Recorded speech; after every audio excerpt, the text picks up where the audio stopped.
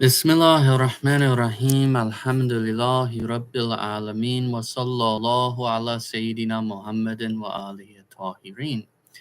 We are continuing our brief lectures of spiritual points of spirituality, Irfanic points, and Akhlaqi points.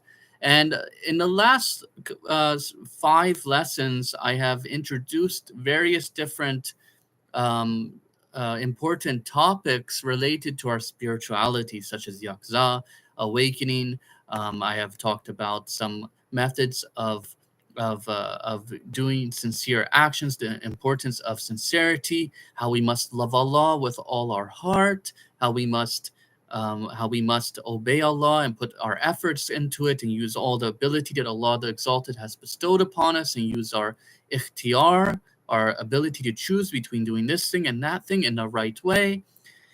And now we are going to enter into um, a section called How to Worship with Joy and Humility.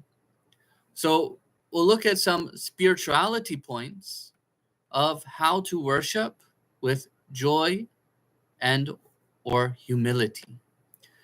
So the first thing is we have different types of nafsi aspects. When we look into the science of akhlaq, or we look into the Quranic description of the nafs, we find that it mentions different aspects of the nafs. It mentions the aspect of nafsul lawama, the self-reproaching soul, or nafsul mutma'inna, the content soul, and also nafsul amara, the commanding soul. So here we're going to talk about nafsul amara. Nafsul amara is what could be termed as the animal aspect of the soul. This is the aspect of the soul that desires to do this, desires to do that. And if you don't rein it in, if you don't put it under control, it will go wild. Like an untrained horse, this aspect of the nafs, if you don't break it in, you cannot use it for riding. So this animal aspect, we call it, or nafsul amara, commanding aspect, is like a wild animal. If we do not put it in its proper place, we don't make it obey Allah the Exalted, it will be our pathway to ruin. It will be our pathway to darkening the soul. So we must control it. We must put it in its proper place. So this nafsul amara inclines towards wrong. It's a good thing in itself because it has to just be used the right way. But if you were to let it go, it will incline towards whatever it desires. It will incline towards what is wrong. So when one sees this nafsul amara, when one senses in themselves that it is hunting its prey, it's like an animal, what you have to do is you have to pull back its reins. So you have this nafsul amara, this aspect of the soul that desires. When you see that it's hunting its prey like an animal, then pull back on its leash, pull back on its reins to keep it away from doing wrong. Just as long as on the leash it is restrained from attacking. So just as, like, if you had an animal on a leash, say you have a big tiger on a leash, then you have this big tiger and it sees its prey. I mean, maybe you'll have to restrain it somehow. Say it's a little tiger, because the big tiger, you're going with it. So anyways, this nafsul amara, it inclines towards wrong. So when one sees that it is hunting its prey, what do? You pull back on its reins. You pull it back into control, just as if it was on a leash. You restrain it from attacking its prey. You restrain it from going after its wrong desire, its wrong direction. So we have this nafs al-amara mentioned in the Holy Quran. We have in Surah 12, ayat 53, وَمَا يُبَارِئُ نَفْسِي إِنَّ النَّفْسَ الْأَمَارَةِ Inna nafsa al-amarati bisu'in. So it's inna an-nafsul al-amarat bisu'in illa ma rahima rabbi inna rabbi ghafurun rahim. This transinterpretation of it. And I do not declare myself free. I do not absolve myself. Verily, the nafsul amara is wont, they transinterpret it as wont to command to evil. It's with the, it's, it's in the evil. It's with the evil. Except ma rahima rabbi, except what my Lord has mercy. Inna rabbi ghafurun rahim. Verily, certainly, my Lord is forgiving and merciful. It's just a transinterpretation of the ayat. So, وَمَا يُبَارِئُ نَفْسِي إِنَّ نَفْسَ الْأَمَارَةٌ بِسُوءٍ إِلَّا مَا رَحِيمَ رَبِّي إِنَّ رَبِّي غَفُورٌ رَحِيمٌ.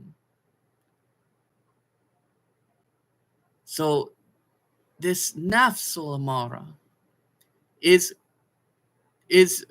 inclined to wrong. It's inclined to doing wrong things. So you must take up the reins and pull it back. Being able to pull it back is a mercy that Allah the Exalted has given you. So, and of course, we must turn to Allah the Exalted throughout this. There's things that Allah has allowed us to have the choice in doing, and warned us of punishment and promised us about reward. And there's things that are outside of our control. We have to obey Allah the Exalted. So Allah the Exalted has given us ikhtiyar, the ability to make choices between doing this thing and that thing. We're tested with this. So when we face doing something wrong, we realize that nafs al-amara is inclined to hunting its prey. Then we must pull it back. We must use that ikhtiyar that Allah the Exalted has given us to test us, to make sure that our deeds are good deeds, to make sure our deeds are in obedience to Allah and not in disobedience to Allah the Exalted. So this is, our sins would be on our shoulders. Our sins would be on our shoulders. Allah the Exalted is not forcing us to do something. We have to make the choice here between doing this thing or that thing, because we are being tested. Allah the Exalted has given us that ability.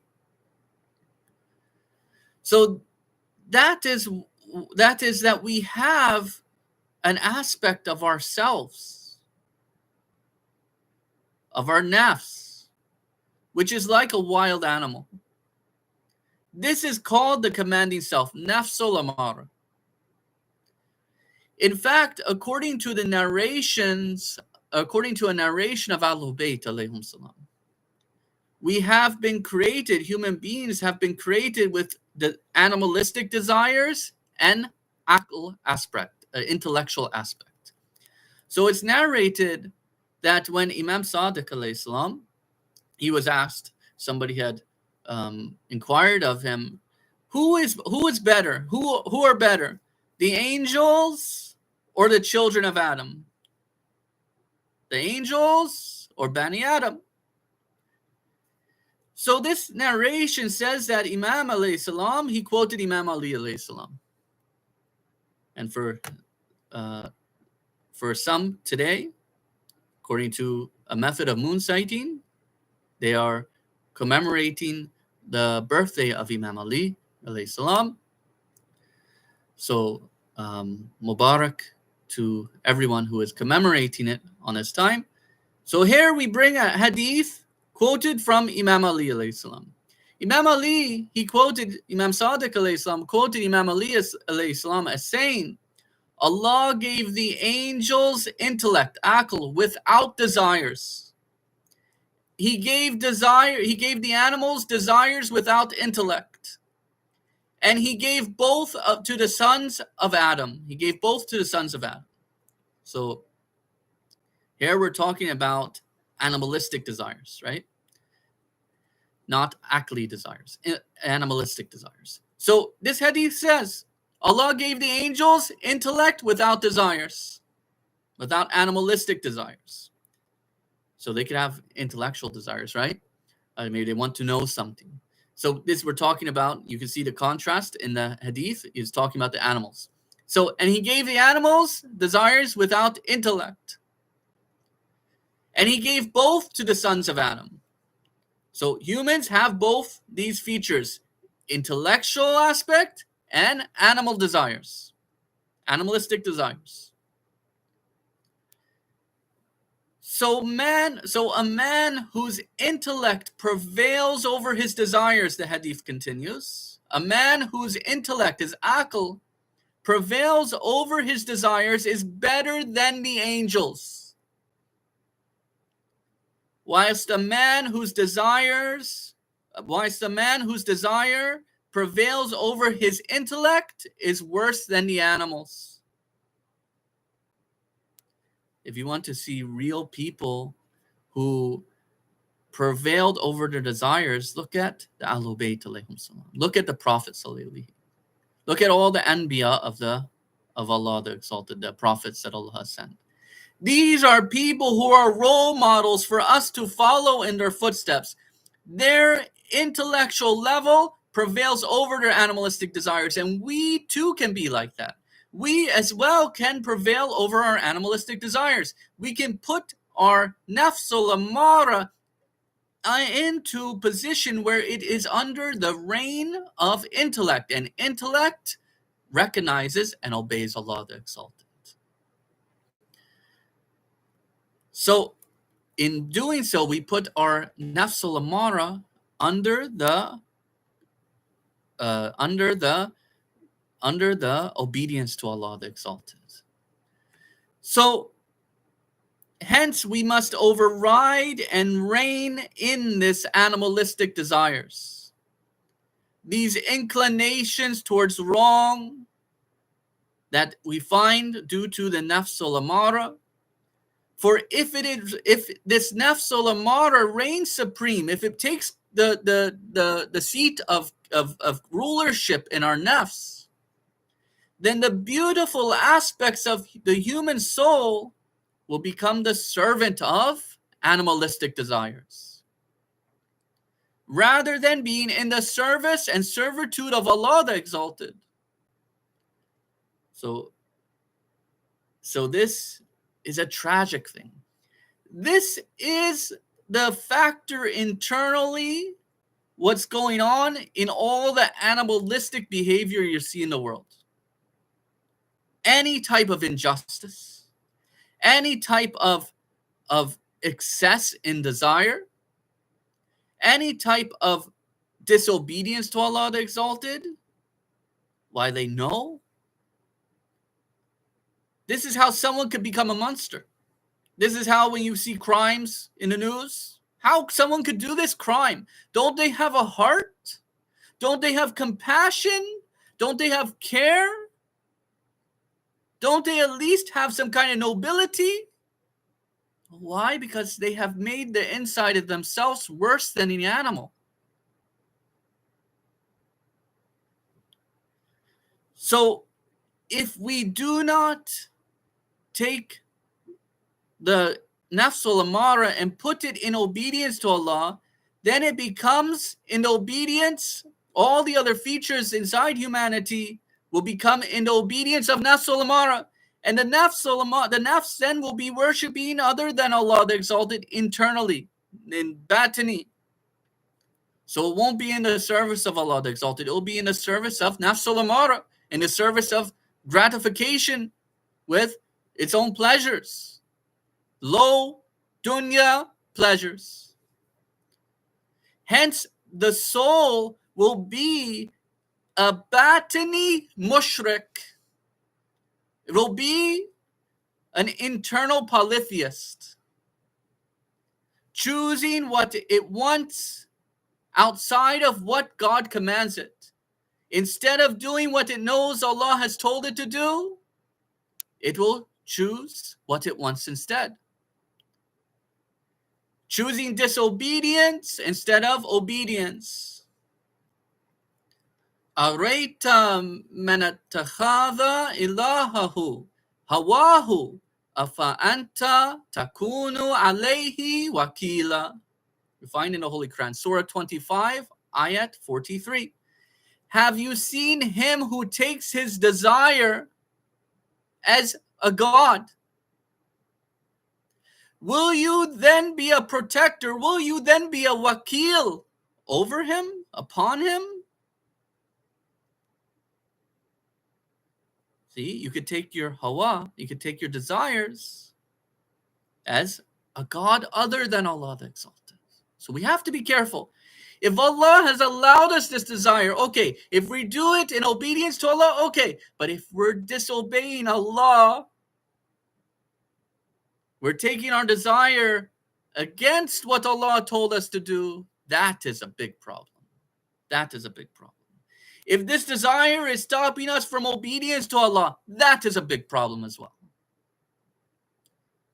Even maybe sometimes the mubah thing may get in the way of doing what is expected of you in obedience to Allah the Exalted, what Allah wants you to do.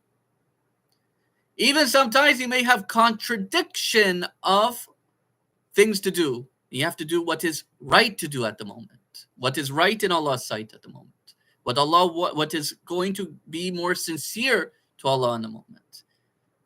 And of course, we always have to keep our wajib and stay away from haram. We have to balance all this, seeking obedience to Allah, sincerely obeying Allah the Exalted. Therefore, we must understand that the human soul has two important features for us to consider in regards to our reactions. We have actions and speech, namely the animalistic desires and the inclinations to do wrong in the self-oriented and sinful manner. These two aspects must be restrained and disciplined. This nafsul amara must be restrained and disciplined so that they are kept in the ubudiyah of Allah the Exalted, in the servitude of Allah the Exalted, and maintained just as a horse which is broken in and directed while riding. So that is everything for this brief lesson of spiritual points. Wa akhir da'wana and alhamdulillahi rabbil alameen.